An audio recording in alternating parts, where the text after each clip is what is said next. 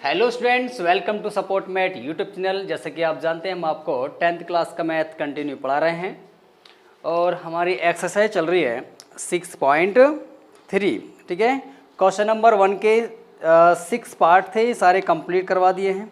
ठीक है, तो आज हम क्वेश्चन नंबर 2 को सोल्व करने वाले हैं बच्चों। ठीक है, वीडियो के अंत तक बने रहिए। यदि आप हमारे चैनल में नए हैं तो चैनल को प्लीज़ सब्सक्राइब कर लीजिए, बेल आइकन प्रेस कर लीजिए ताकि अगली जो वीडियो है उसका नोटिफिकेशन आप तक पहुंचे सबसे पहले। ठीक है, तो चलिए क्वेश्चन नंबर 2 की तरफ चलते हैं। क्वेश्चन नंबर 2 देखते हैं क्या है। क्वेश्चन के अंदर आकृति दे रखी है। क्या है?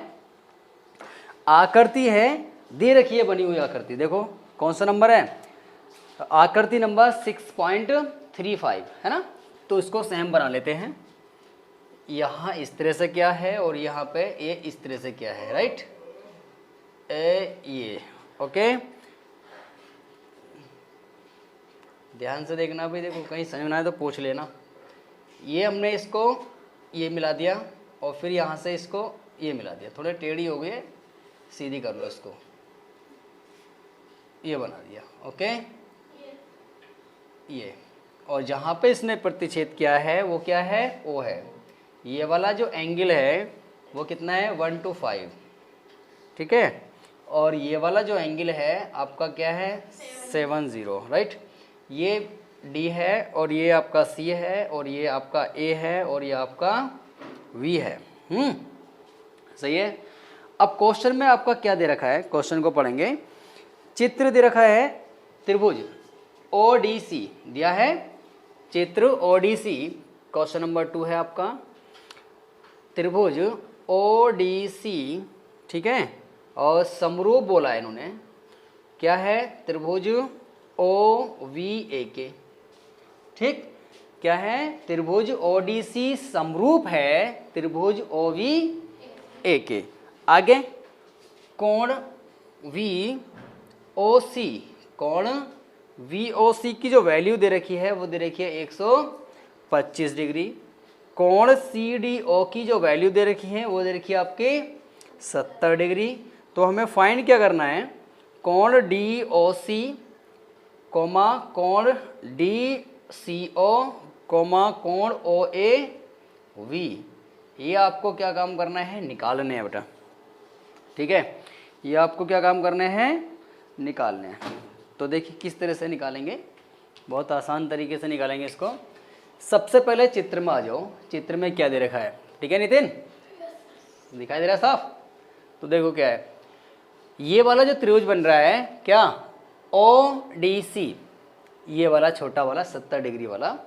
एक ये त्रिभुज, दूसरा क्या है? ओ वी ए, ये वाला। दोनों त्रिभुज कैसे हैं? एक दूसरे के रूप समरूप हैं। देखने में क्या है? समरूप है। और समरूप होने का नियम क्या होता है? उनके एंगल क्या हो? आपस में बराबर।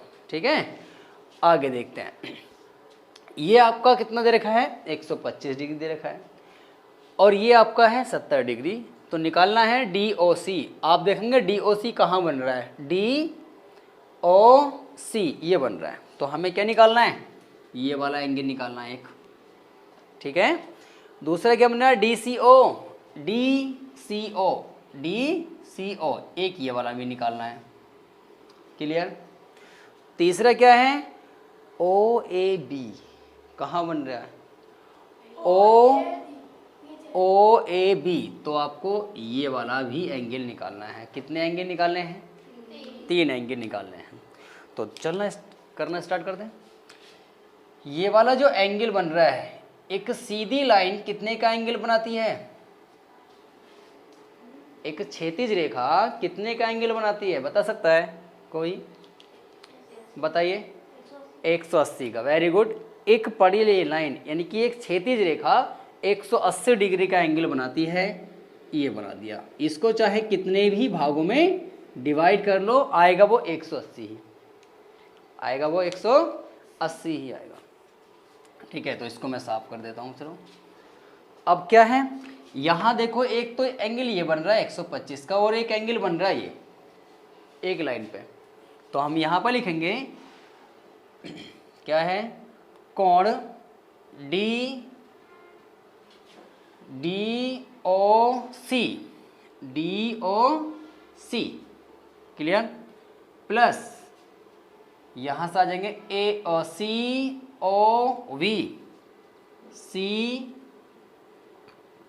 COV या ऐसे ले लेते हैं, कैसे हैं, VOC। कितने का एंगल बना रहा है यो? 180 का। अभी मैंने समझाया, नया समझ में क्या है, एक क्षैतिज रेखा कितने का एंगल बनाती है? 180 का, यानी कि 180 डिग्री का। क्या है? DOC प्लस BOC बराबर कितने का एंगल बना रही है? 180 का। क्या दे रखा है हमें? इसका वैल्यू दे रखा है DOC प्लस 125 डिग्री इक्वल कितना है? अब क्या काम करेंगे, इसको साइड चेंज करेंगे। DOC इक्वल 180 डिग्री और माइनस के 125 डिग्री, ठीक है। अब नेक्स्ट काम क्या है, इसको घटाने का। इसको घटा दो, कितना बचा? 55। DOC आपका कितना बचा? 55 डिग्री। तो सही है, एक आंसर आपका क्लियर। लो जी, इसको डिब्बे बंद कर दो, कहीं निकल कर भाग जाए।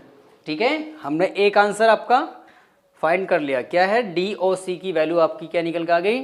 DOC की वैल्यू कितनी आ गई? 55 डिग्री। तो यहाँ पे क्या लिख दिया मैंने? 55 डिग्री।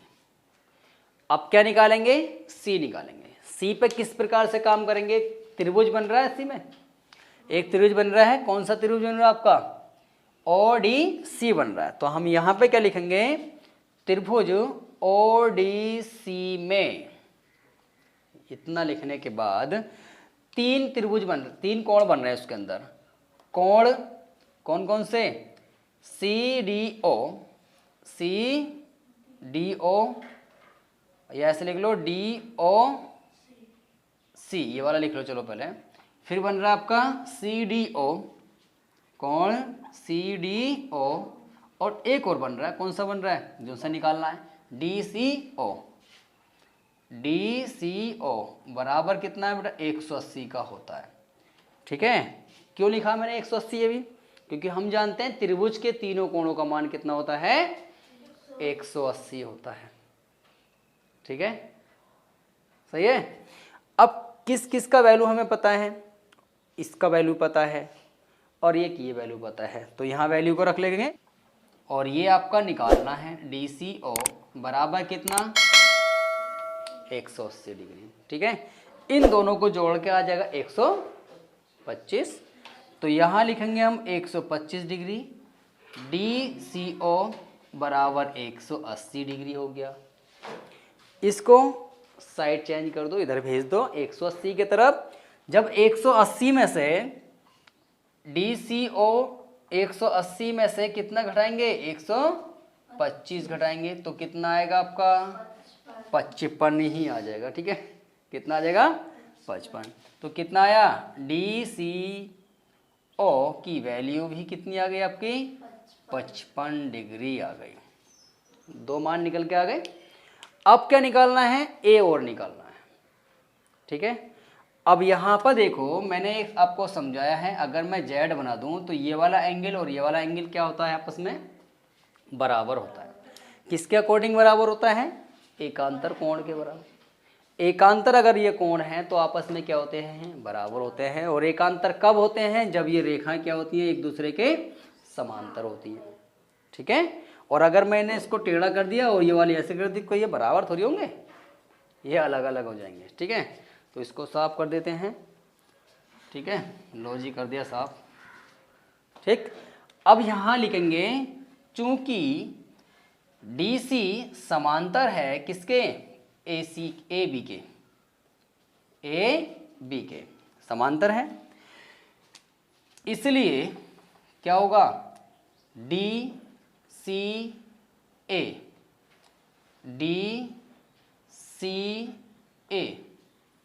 ठीक है, बराबर होगा किसके? BAC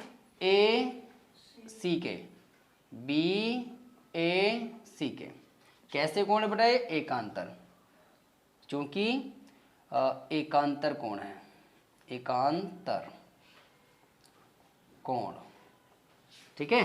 जब एकांतर कोण है तो आपस में कैसे हो गई है बोलो? ये कितने का निकाला अभी हमने? 50 55 का। तो हमारे पास किसका वैल्यू निकालना है हमें? ए का। तो इसका वैल्यू भी कितना आ जाएगा?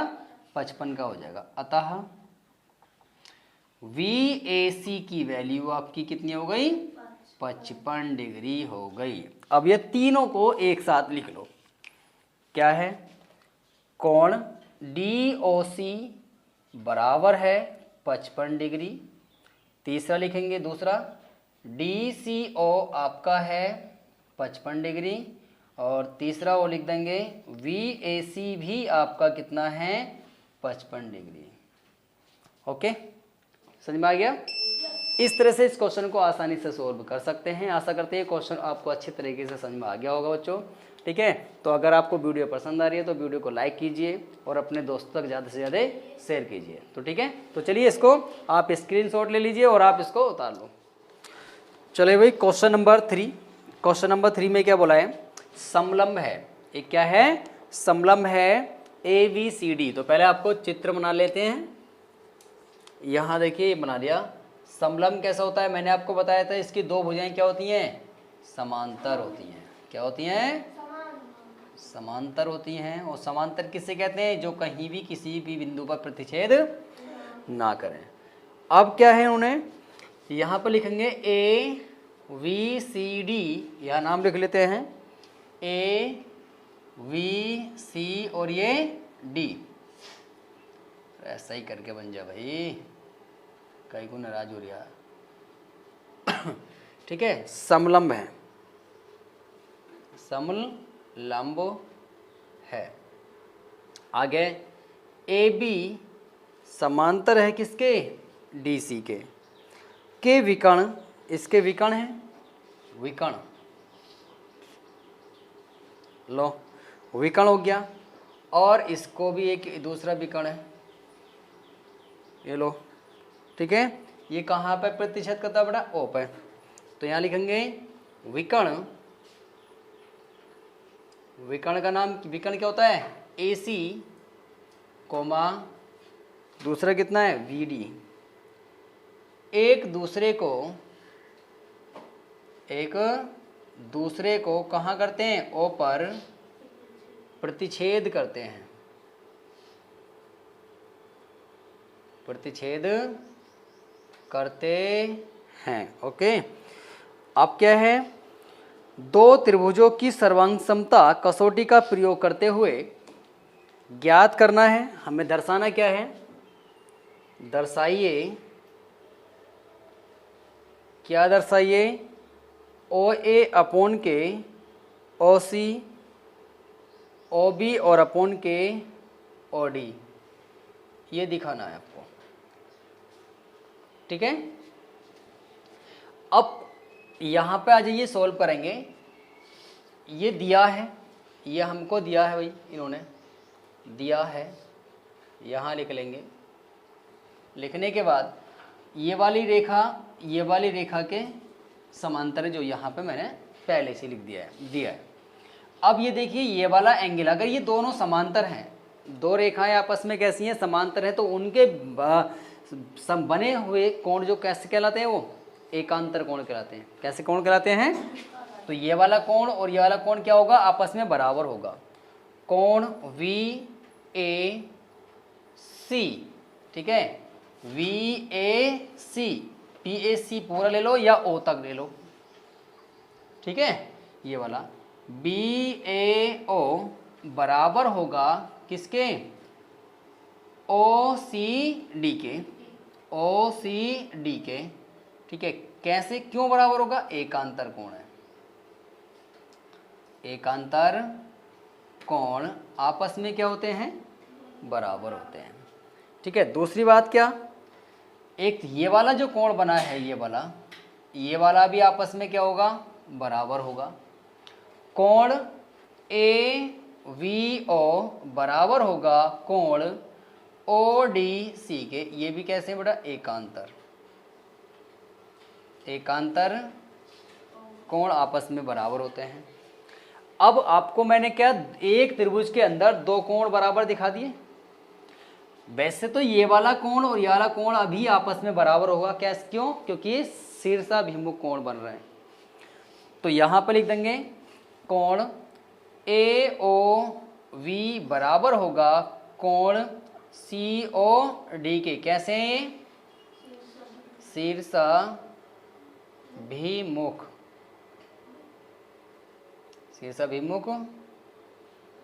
कोण, शीर्षाभिमुख कोण आपस में कैसे होते हैं? बराबर होते हैं। लेकिन थोड़ी सी बात ये थोड़ा गड़बड़ हो गया।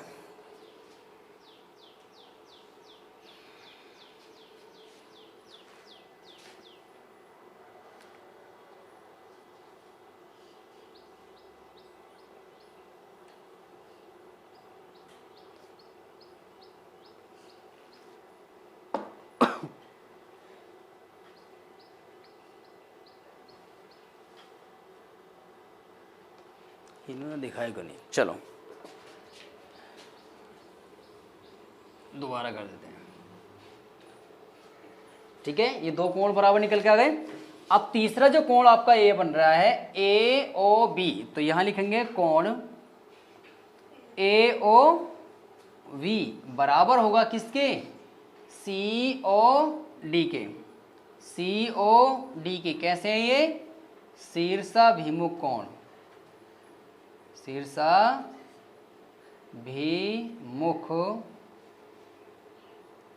कोण। शीर्षाभिमुख कोण किसे कहते हैं? जिनके शीर्ष सेम हो।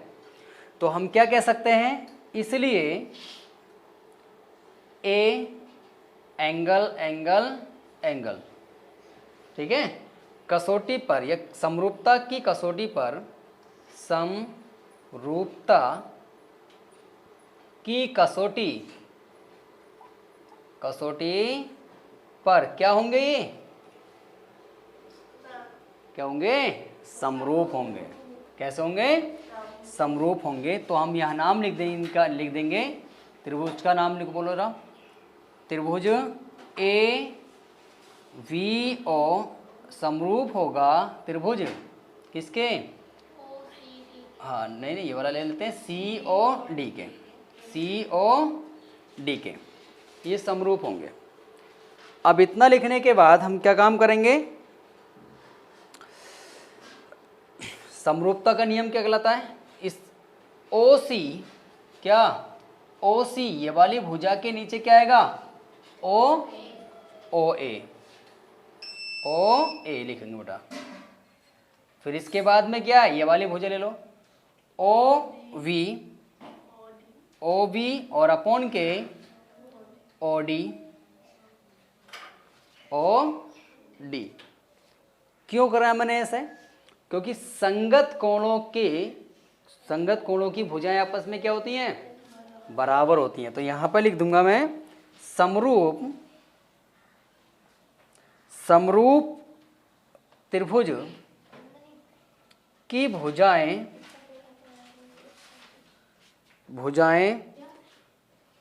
यहां पे लिखेंगे बेटा भुजाओं, ठीक है, भुजाओं का अनुपात बराबर होता है, बराबर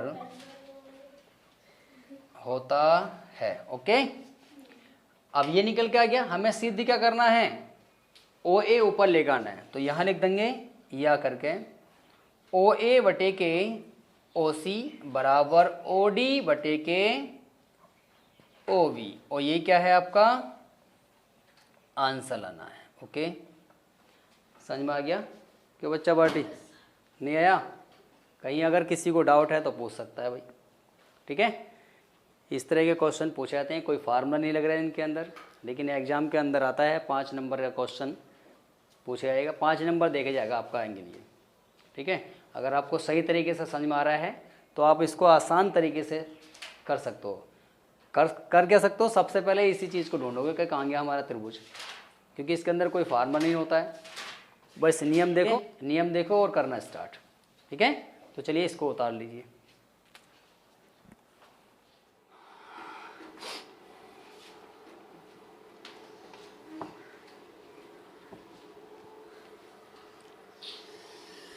कर लो भाई।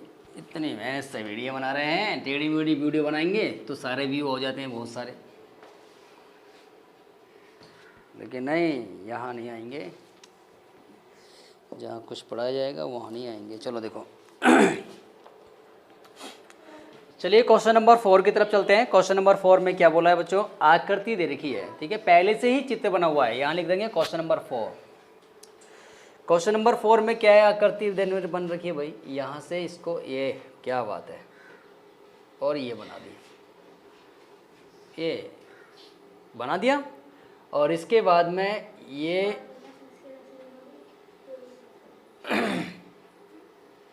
यहाँ से मैंने इसको खींचना है,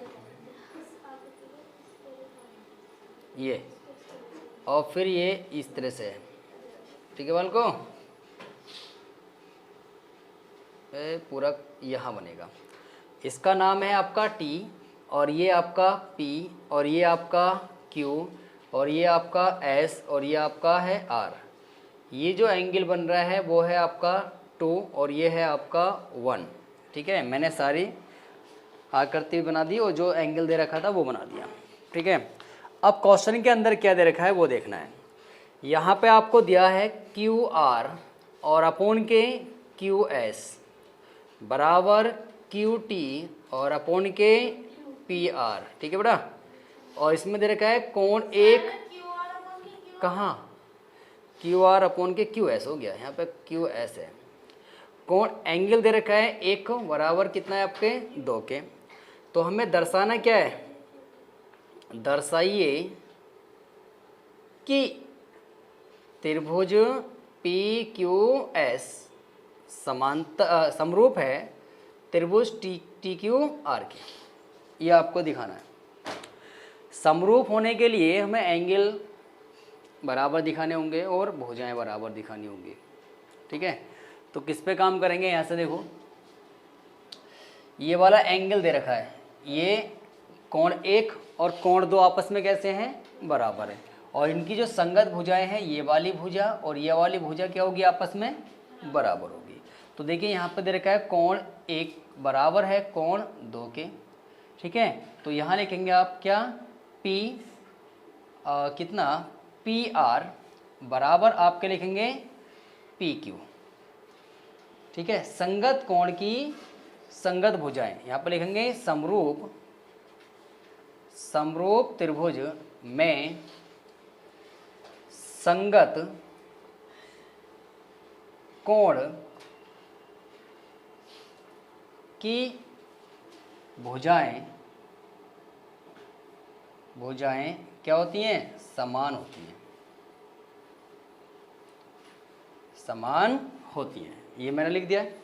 हमें दे क्या रखा है ऊपर, QR और अपोन के कितना है, QS कितना दे रखा है, QR अपोन के QS, ठीक।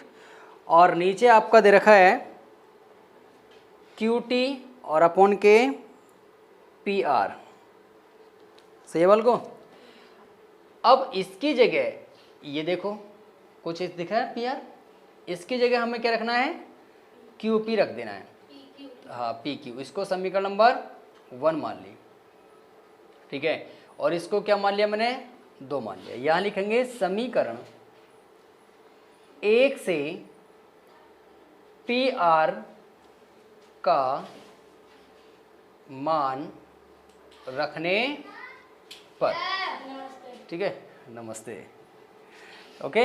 तो यहाँ लिखेंगे QR, अभी नहीं आए, ठीक है। यहाँ देखो कितना है QR और अपोन के कितना है QS, ये तो पूरा सेम ऐसे ही रहेगा, बराबर QR भी ऐसे ही रहेगा, और PR की जगह हम क्या रखेंगे, PQ रख देंगे। और इक्वेशन कितनी मान ली हमने इसको, 3 मान ली, ठीक है। अब इन तीनों समीकरण से आपको ये दिखाई दे रहा है कि यहाँ पे भी आपकी भुजा है और यहाँ भी भुजाओं का अनुपात है और यहाँ भी भुजाओं का अनुपात है। तो इसका मतलब कि, और एक एंगल समान है, तो इसका मतलब ये हुआ कि 2 भुजाएं इक्वल हैं और एक एंगल समान है, ठीक है। तो कौन सी कसौटी हो गई, हाँ साइड एंगल साइड। तो यहाँ पे हम लिख देंगे, इसलिए साइड एंगल साइड समरूपता कसौटी से, ठीक है, समरूपता कसौटी से हमारा क्या हो जाएगा, QS और अपॉन के QR बराबर दूसरा कितना हमारे पास, दूसरा इसको उल्टा कर देना भाई, कितना हो जाएगा PQ और अपॉन के QR, ठीक है। अब एंगल भी हमारे क्या हो जाएंगे, यहाँ पे इक्वल हो जाएंगे, SQP, देखो यहां से S कहाँ गया, SQP ये वाला एंगल, ये दो बार बन रहा है, एक तो छोटे वाले एंगल में भी यही है ना, और एक बड़े में भी यही बन रहा है। तो यहाँ पे हम लिख देंगे RQT, और ये किसके बराबर होगा बेटा, 1 के बराबर होगा। यहाँ क्यों होता, ये है तो आपका सर यहाँ QT तो है सर, QT है यहाँ, और QT। अच्छा यहाँ पे, अरे सही, बिल्कुल बढ़िया। यहाँ पे हमारा थोड़ा मिस्टेक हो गया भाई, यहाँ के लिखेंगे QT, फिर यहाँ पे भी आपका कितना आएगा, QT ही आएगा। तो यहाँ पे भी आप कितना लिख देंगे, QT लिख देंगे, उसकी जगह मैंने वैल्यू रख दी है, सही है। और ये समीकरण नंबर कितनी होगी आपकी 3। यहाँ पर देखिए SAS समरूपता कसौटी से हम कह सकते हैं QS अपॉन के QR बराबर है PQ अपॉन के QR के। यहाँ पे आपका QT आएगा, है ना, यहाँ पे आपका QT हो जाएगा। अब कितना है, SQP बराबर होगा RQT के बराबर, ठीक है। दोनों आपस में कैसे होंगे, एक कॉमन एंगल बन गए, क्या हो गया, एक कॉमन एंगल है, दोनों में एक ही शीर्ष बन रहा है, वो बन रहा है कौन, एंगल का, कितने एंगल का बन रहा है वो, एक एंगल का, ठीक है। अब हम यहाँ पे लिख सकते हैं इस क्या लिखेंगे यहाँ पे, समरूपता की कसौटी से, इसलिए क्या होगा, एंगल का नाम बोल दो जरा, PQS समरूप होगा, दूसरा कितना, त्रिभुज TQR के, और ये क्या होगा उसका बच्चों, आंसर होगा, ठीक है, समझ में आ गया। चलो एक बार और समझा लो, थोड़ा टेढ़ा बेढ़ा त्रिभुज चित्र बना हुआ है, ध्यान से देखना है। इन्होंने ये दे रखा है QR और अपॉन के QS पहले से ही दे रखा है, बराबर किसके, QT और अपॉन के PR के। एंगल भी बराबर दे रखा है, एंगल नंबर 1 और एंगल नंबर 2, ठीक है, ये 2 का है, ये वाला 1 का और ये वाला 2 का, यानी कि ये बन रहा है आपके। अब दिखाना क्या है, PQS समरूप है TQR के। अब सोल्व करना स्टार्ट करा है, दिया है इन्होंने पहले से, हमें क्या है यहाँ पे दिया है, यहाँ लिख देंगे दिया है, चलो दिया है एंगल 1 इक्वल टू एंगल 2। जब ये बराबर होता है तो ये लाइन लिखने के बाद हम लिख सकते हैं कि PR बराबर होगा किसके, PQ के। समरूप त्रिभुज में संगत कोण की भुजाएं क्या होती हैं, आपस में समान होती हैं। जब समान होती हैं तो हमने ये वाला पोर्शन यहाँ पे लिखा, ठीक है। लिखने के बाद आपको क्या है, PR दे रखा है, PR दे रखा है, PR की जगह PQ रख देना है। समीकरण नंबर कितनी होगी, 2, ठीक है, समीकरण नंबर 2 बन गई हमारे पास, ये रखने के बाद, और ये बन गया आपके समीकरण नंबर 3। अब यहाँ पे एक भुजा, यहाँ पर तो एंगल समान है, यहाँ पे भुजा का अनुपात समान है, और यहाँ पे भी आपका भुजाओं का अनुपात समान है। तो मतलब 2 भुजाओं का अनुपात समान आया है और एक एंगल समान आया है। नमस्ते, चल रहा है थोड़ा सा, क्या है हमारे पास, साइड एंगल साइड समरूपता कसौटी से क्या कह सकते हैं हम, QS अपॉन के QR बराबर PQ अपॉन के QT। क्या होगा, एक कॉमन एंगल बना हुआ है जो इक्वल है, SQP बराबर है RQT बराबर 1। तो हम कह सकते हैं क्या, त्रिभुज PQS समान क्या है, समरूप है TQR के, ठीक है। आशा करते हैं क्वेश्चन आपको अच्छी तरीके से समझ में आ गया होगा बच्चों, ठीक है। तो चलिए इसी उत्साह उमंग के साथ नेक्स्ट वीडियो में मिलते हैं। Best of luck.